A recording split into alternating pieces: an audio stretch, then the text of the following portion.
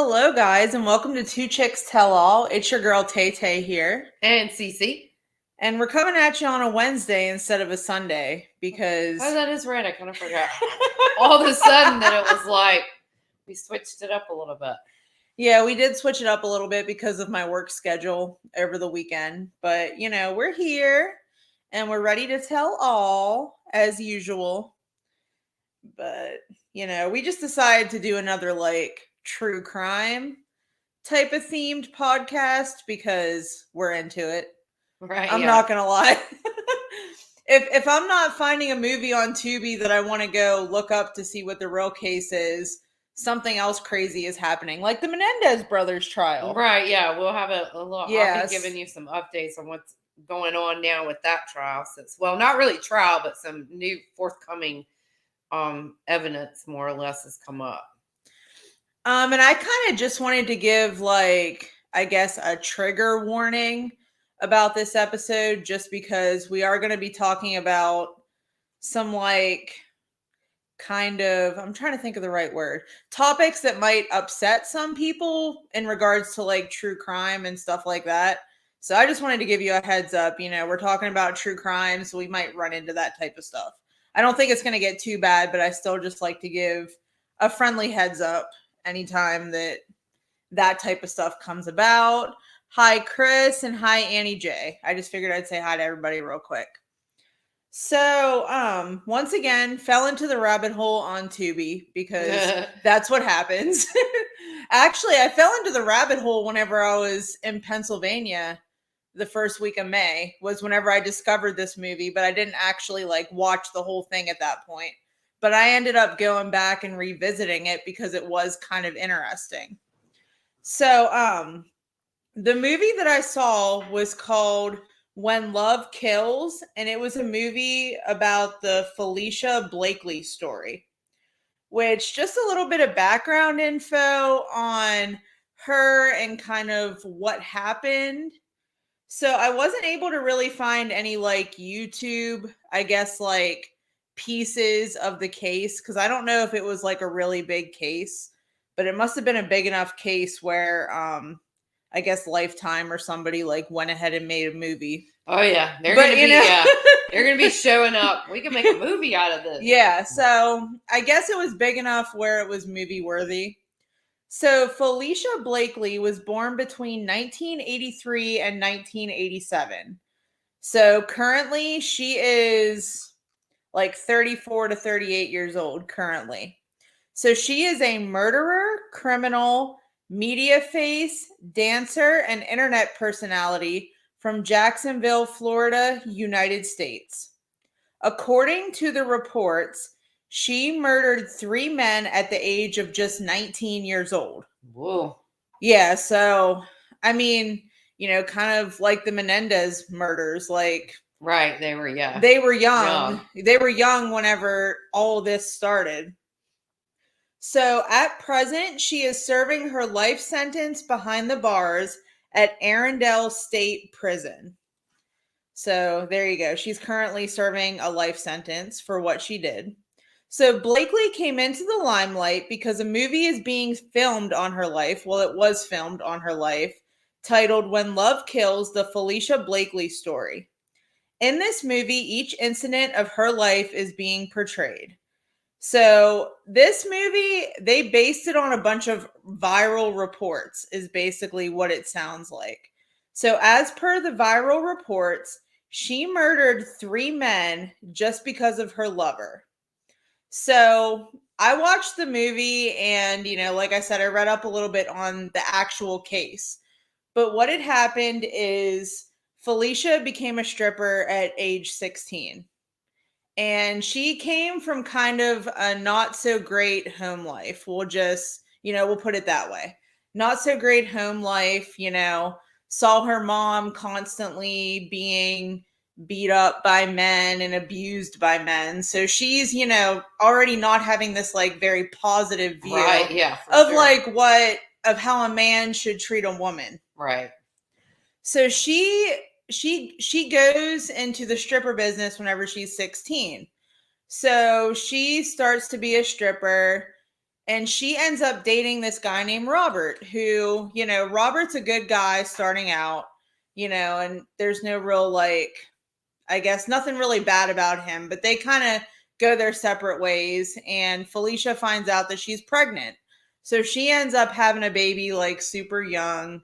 And then after that, she goes back into the stripping business. Well, she then meets up with another guy named Dino, who I guess is Michael Berry. I'm thinking, from what I'm reading, they're the same person. So Dino is, I don't know, he's kind of doing everything right. Like, he's telling her like all the right things, and all this stuff. And, he convinces her that, she's really good at what she does. She should go like strip somewhere else. So eventually she goes and strips somewhere else. Well, it ends up that, according to Dino, she's not making as much money as she should be. And, he starts really like mentally and physically abusing her. We'll just say that. But, unfortunately, Felicia, this is what she is used to seeing. So she totally kind of like disregards the fact. And she keeps on saying, oh, well, he loves me, like he does this for me and he does that for me. And she kind of like disregards the fact, in all honesty, that, all of this is going on. Like, this cycle of abuse is going on, unfortunately. Like I said, I'm sorry if this is triggering to people, but, I'm just trying to explain the case. So I apologize, like I said. So, basically, Dino is not like a good person at all. Like, he is basically like a pimp. We'll just say that. Like, he has like girls that he manages who are strippers and stuff like that. Well, he's in the type of business where he just wants to like get money. So what he does is he'll send people on like sprees to go like rob and kill is what he does. So he kind of manipulates Felicia into doing all of this for him because, he manipulates her because, he constantly is telling her he loves her. If you love me, you'll do this. And of course, like, like I said, she's all that she has seen her whole life is this like cycle of abuse. So she does whatever Dino is telling her to do. So that leads to the murdering of the 3 men. And she ends up getting convicted. And it ends up that Dino doesn't get convicted for these crimes at all. He doesn't even get like thought about putting in jail, even whenever he was, very much conspiring to do this type of thing. So, I think the movie is like a very accurate title, When Love Kills, because, she's in love with this guy and she's, wanting to do whatever to keep him happy. And she ends up going the criminal route and doing some pretty terrible things. But, it's funny. We always have the TV on in the background, just because, Yeah. And there's a Friends episode on right now, and you see the Sean Cassidy poster in the background. Yeah. They're in like Rachel's old bedroom at her own. I had that poster in my room You when had I that was a kid. I was like a teenager. I was like, oh my God. Actually, that was the first concert my mother ever took me to, was to see Sean Cassidy. Okay, so sorry. But yeah, that's basically kind of like, what happened. Like, Felicia Blakely, unfortunately, didn't have a great childhood. She gets into stripping, starts hanging out with like the wrong crowd. Wrong crowd. And like, this is what happens, unfortunately. So, I mean, it's another one of those like crazy true crime stories.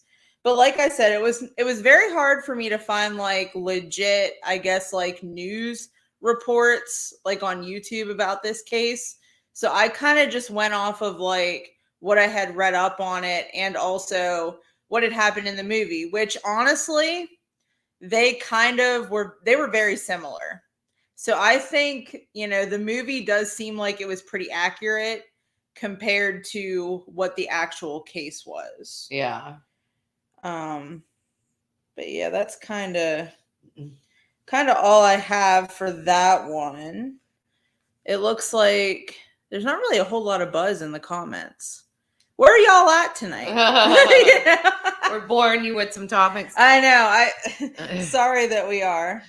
All right, so I'm just gonna like jump in a little bit about. I have another one after you're done too. Yeah. Yeah. So most people, most of y'all know about the Menendez boys, and these kids that were convicted in 1996 of murdering their parents, Jose and Mary Louise Kitty Menendez, and they were claiming like that there was sexual abuse, emotionally, physically abuse going on, with the dad and all. And I mean, these people are like loaded, like lots and lots of $1 million estates and stuff. And just, really high up there, with a lot of people, highfalutin people, I guess you could say. Look, somebody's calling my phone.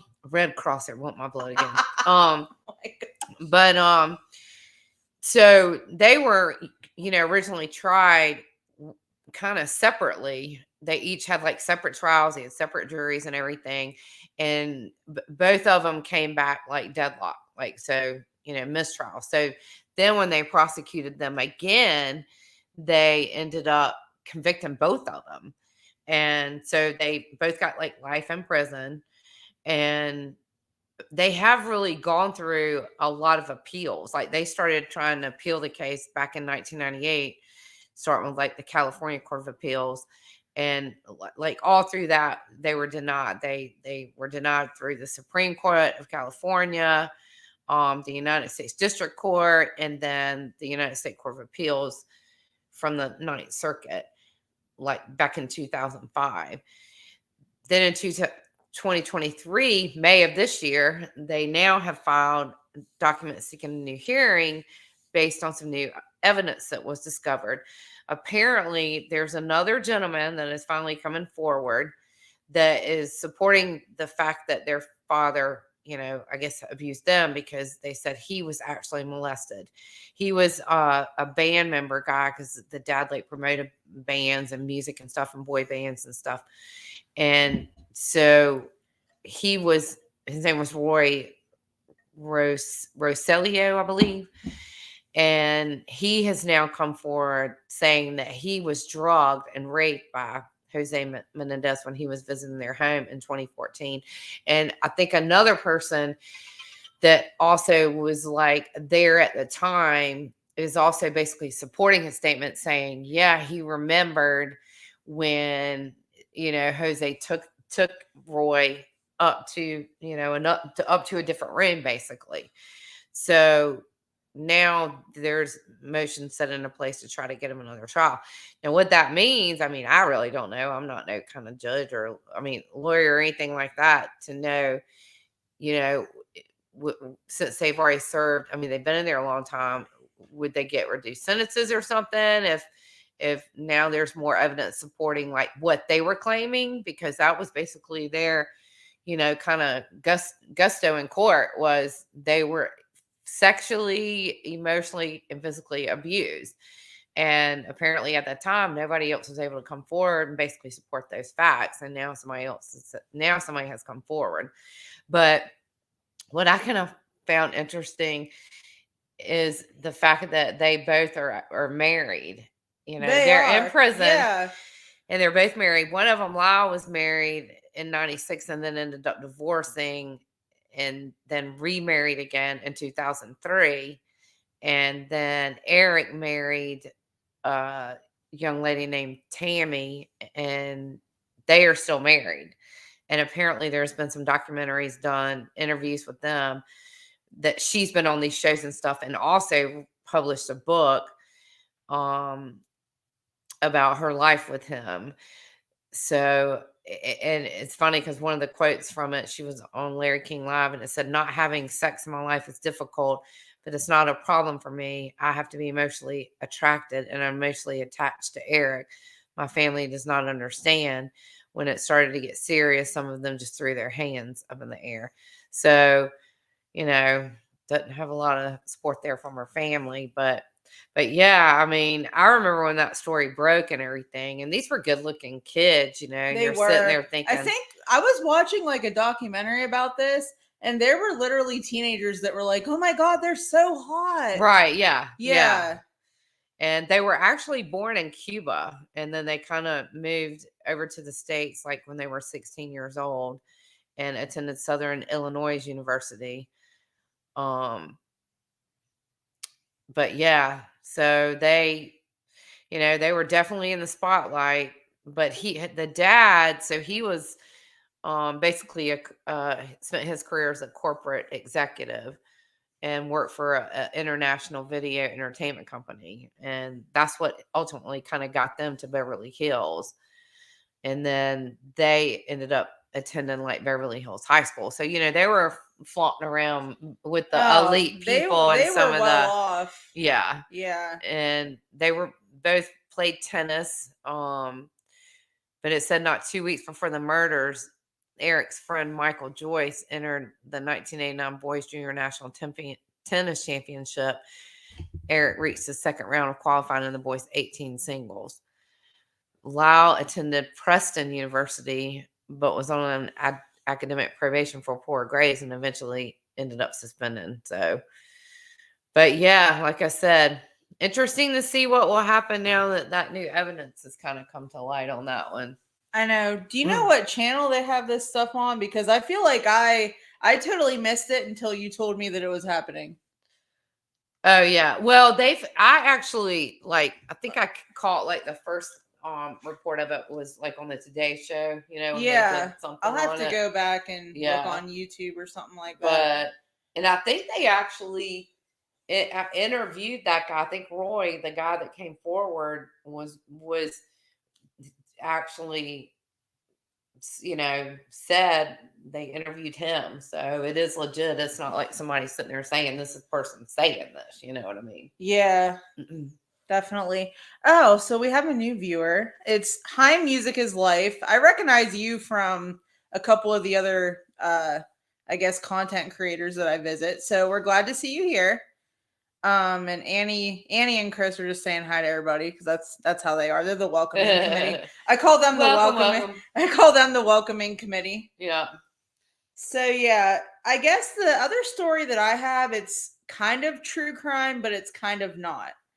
So once again, this was a couple of years ago, I fell into the rabbit hole. So in 2011, they had a movie called Megan is Missing. So it's a 2011 American found footage psychological horror film.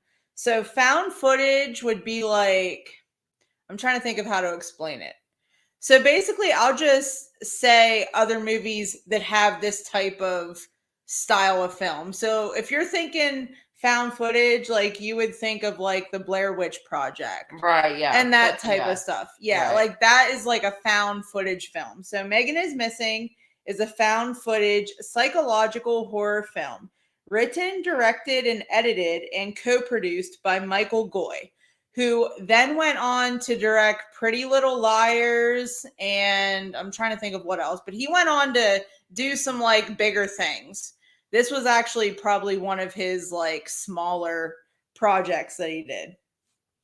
So the film revolves around the days leading up to the disappearance of Megan Stewart, who is played by Rachel Quinn, and she's a popular high school student in North Hollywood who decided to meet up with a boy she was interacting with online, and the subsequent investigation launched by her best friend Amy Herman, who was played by Amber Perkins. Goy based the film on a series of real-life cases of child abduction.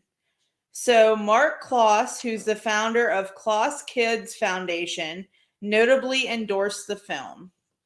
So just a little bit about the movie. I personally don't recommend this movie just because it is very vile, which I'm going to get into why it's vile and probably not good for you to watch if you're, you know, if you're squeamish, yeah.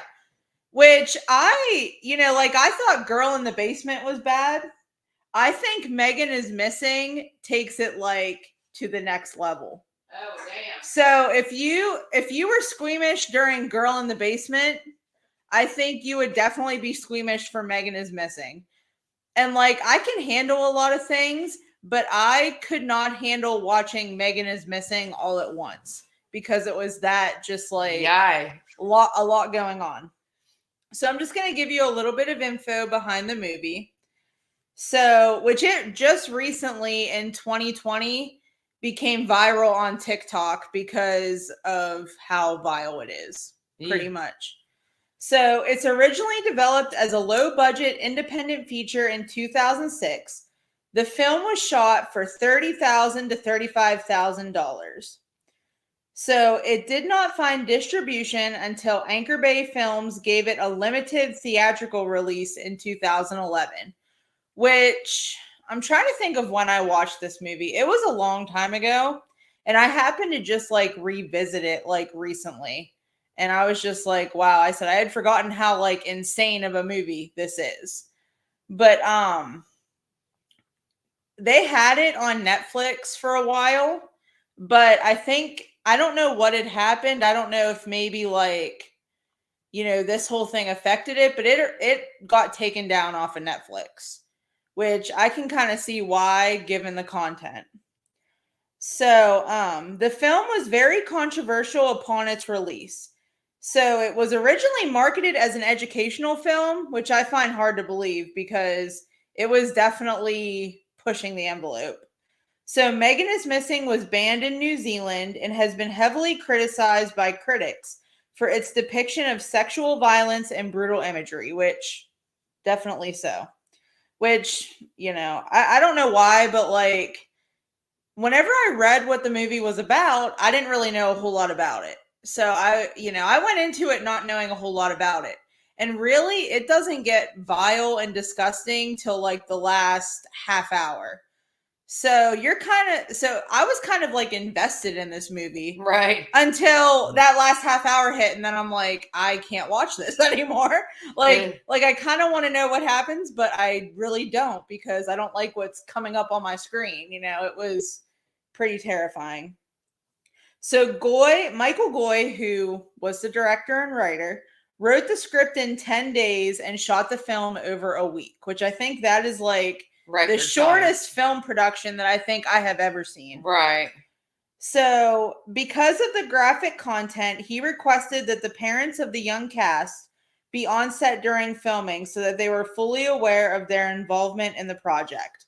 Which actually, whenever this whole movie went viral back in 2020, I believe it was, Amber Perkins, who is actually one of the actresses who was in the film, texted Michael Goy and was like, hey, like Megan is Missing is now going viral, after like 10 years. So Michael Goy ended up going on TikTok and just giving everybody kind of like, what's the word? He was just telling giving everybody like a warning as to like what the movie was about in case people wanted to go watch it, which I thought, that was good of him to do that, but kind of like a heads up. Right, yeah. Yeah. So it was one of the first computer screen films. The film experienced renewed popularity in 2020 after clips of the film were shared on TikTok, which from what I've seen, they shared like the vile parts that were like the last half hour. Right. Goy later issued public warnings to prospective viewers after many users began calling the film traumatizing, which I can admit that last half hour, very traumatizing. So I don't know if I really don't want to go into detail of what happens, but I'm just going to say there's definitely some abuse and there's definitely torture is all I'm going to say. Cause I don't really want to I don't know. Right. Watch it if you want, basically. Watch at your own risk. Right. But the last half hour, it's basically like abuse and torture. And it's very like vile, the things that happen. I'll just say that. So Entertainment Weekly called it 2011's scariest horror film. So, I mean, I don't know if it was the scariest horror film. I think there's different levels of horror, to be honest. Like, Right. and different genres of horror. This was more of like the torture type of horror movie. I don't know if I would have considered it the scariest, but it definitely was traumatizing, like they said. Like, if you're, if you get squeamish by that kind of stuff, do not watch it. So the film placed sixth in the DEG Watched at Home Top 20 chart for the week ending in November 21st, 2020. So after, this movie kind of became viral on TikTok, which I've noticed once movies go viral on TikTok, they're going to be Right. big for a while. Yeah. TikTok's what Because TikTok kind of blows everything up. Right. But anyway, so I'm trying to think of like what else to tell. But yeah, basically a synopsis of the film. I'll give you a little synopsis of the film. So basically it kind of just talks about the importance of online safety for children. But this movie is not for children. I will tell you that much. 100% not for children. But I think it might be, good for parents though, so they can educate their kids about this because it's a terrifying thing, especially in today's world. So Megan is a high school honor student who is popular amongst her peers. So, as seen in web footage on January 2nd, she has a dysfunctional relationship with her mother and drug addiction. Amy is reluctant to let go of her childhood. So Amy is Megan's best friend. So Amy is reluctant to let go of her childhood and has a healthy relationship with her parents. Despite her close friendship with Megan, who is the popular girl, Amy is still a target of bullying. So to help her fit in, Megan invites Amy to a rave party. So they kind of do this so she can celebrate Amy's upcoming birthday. So from footage found the night of the party, Amy is visibly uncomfortable and gets assaulted when she refuses to have sex with one of the men who are attending. Amy walks in on Megan. I don't know if I want to say this word, but she's basically going down on the party host. We'll just say that because I don't like to say the actual word. I feel like that's viral. In exchange for drugs, leaving her shocked. While video chatting, Megan apologizes for the bad experience. On Amy's birthday, she records a video diary on her new camera of her and Megan. Megan relates her life story to Amy and reveals that her stepfather is in prison for doing some vile things to her at the age of 9. I don't want to say that word. She explains that the hostile relationship with her mother is due to her never forgiving Megan for reporting him to authorities. Before she can cry, Amy quickly hugs and comforts her. So Lexi, who's one of Megan's party friends, gives Megan's social media handle to Josh, someone they think, and we're going to say think in, quotations, is a 17-year-old boy from a nearby school. He remains anonymous on video chat, claiming that he has a broken webcam. So despite all of this, Megan finds herself infatuated with this boy. So they agree to meet at a party, but he fails to reveal himself. Which, honestly, the age that these kids were, they were teenagers. Right. They were still at the age where it's like their brains aren't fully developed and they can't make, decisions like this. Right. So, that's kind of why this all went on. So she confronts him online, but forgives him when he accurately describes what she was wearing, and he insists that he is shy. Amy begins to feel left out, and while at Megan's house, Megan introduces her to him. Josh, that's the 17-year-old boy, convinces Megan to meet him behind a diner rather than public this time. On January 17th, news reports reveal that Megan vanished, and the last footage of her is from the diner's grainy security camera, showing her being grabbed by the wrist by an indistinct man. Amy launches an investigation into Megan's disappearance and talks online with Josh. After realizing Amy suspects him, he threatens her. Subsequently, graphic images of Megan being tortured, I guess is the right way to say it, began surfacing on fetish forums. So basically, I'm not going to read the last part of it because, like I said, it kind of just describes. So did they ever get the guy? So no, they never got the guy, and unfortunately, both girls were never found. Oh shit! Unfortunately, yeah. Which, like I said, this movie wasn't specifically based on one case. It was based upon just like a couple of different like child trafficking cases that like Michael Goy had heard of. Right. So I definitely thought that was true crime related. But yeah, this movie, like I said, definitely one of the more like crazy ones. So, like I said, if you're squeamish, don't do it. Right.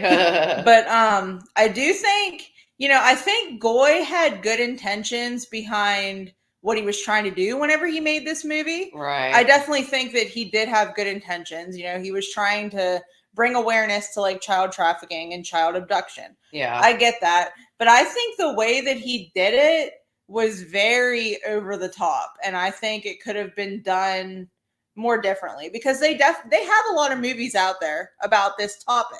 Right. So I think that there could have been, I guess a better, less vile way to go about it as he did. Yeah. So that's just my personal opinion on that. Right. Chris, you said that you think you have seen that. You may have. I know that it was on Netflix for a while. And I actually went to watch it because I had heard about it. And I had read what it was about. And I was like, okay, that sounds like it might be interesting. Well, I was on a roller coaster ride there for the whole movie. But yeah, it's definitely kind of slow though, like I said, until that last half hour, and then you just get hit with a bunch of it. But yeah, so I think that's kind of all I have for like the true crime sector. I'm sure that there's probably going to be more with the Menendez brothers because I feel like they're probably going to be uncovering a lot more. It seems and you would almost wonder like now with because you know how like in other cases, especially I hate to say it more so with the women when women have claimed that, but it's like when some of the big high profile people step up and then other people start, and then all of a sudden you start seeing other people step up. So you never know, this might lead to somebody else maybe coming forward too, and then having more people supporting what they were saying all along, right. As far as like, now not to say that justifies killing your parents, obviously. No. But they could have, I don't know. I mean, maybe they had enough money. They could have just said, okay, I'm getting out of here, and left or whatever. But I think, that psychological stuff though, that messes with you. And I'm sure his father probably had them very terrified too of him to some degree. You know what I mean? Like he probably had this kind of other manipulation like over them where they probably, wouldn't leave. You know what I mean? So, but yeah, so we'll keep you guys updated when we see, when I hear anything more about that, we'll definitely fill you in. Yeah, I think that, I'm going to be interested to see what transpires with that because it seems like right now they're kind of digging up a lot of like these old cases because they're finding like more and more information that like they didn't have before. Right. Yeah. So it's like they're revisiting like a lot of these cases. So I'm kind of interested to just see what's going to happen with this Menendez brothers trial. So, I mean, I guess we'll just have to wait and see what happens. Yeah. Well, we appreciate y'all joining us tonight. Yeah. Do we have any crazy stories that we need to tell them? I don't think so. My work's been kicking my butt this past week. It's just been a little crazy this week and all. And I've got family coming in Friday, so we'll have to see. She might be willing to join us for a podcast and come up with an interesting topic. So I bet she could. Yeah, she could come up. She's cool. So it would be nice to have like another a little guest on Two Chicks Tell All. So yeah, we might have to get in with her and have her come on and talk Yeah. about some stuff. Questions for the aunt.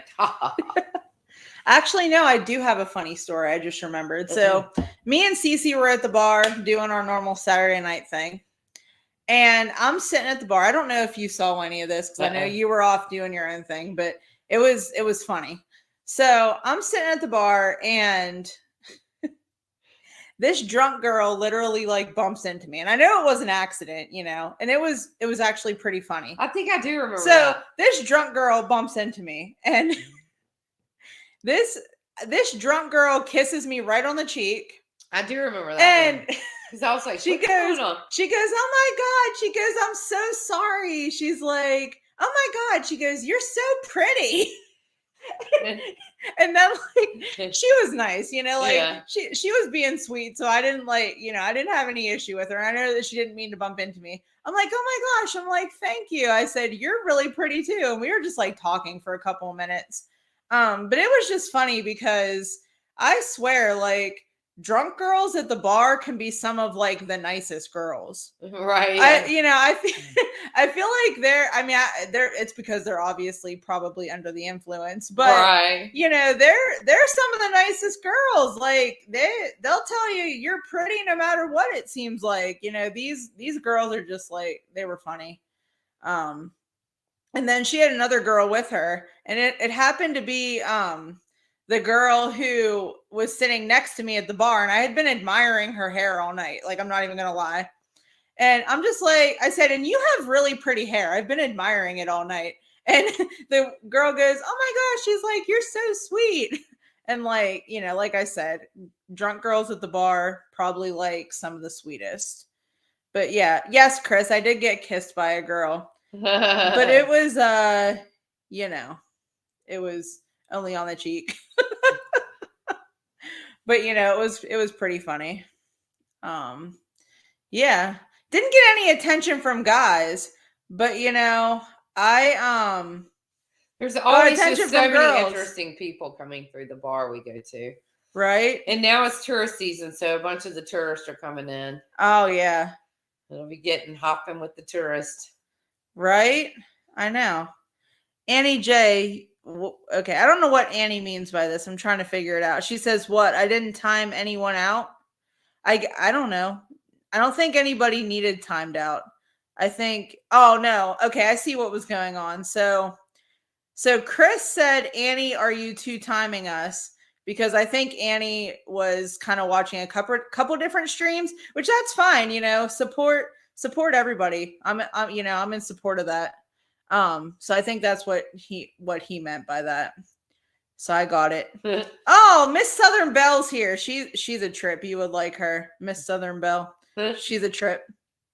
Oh no, Annie J. I didn't kiss her, but she kissed me though. It was kind of funny.